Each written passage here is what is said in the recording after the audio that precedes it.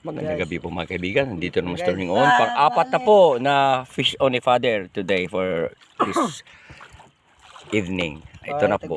Simula po kanina ng mga 5 at now at almost 7 p.m. Hindi lang po nakalubog ang araw gawa ng wala pong nakatakip na mga malaking bundok dito sa Palawan. Andito po kami ngayon sa Cagayancillo po, Palawan. Just to catch fish by using hook and fishing rod po. Together with my companion, nandito po.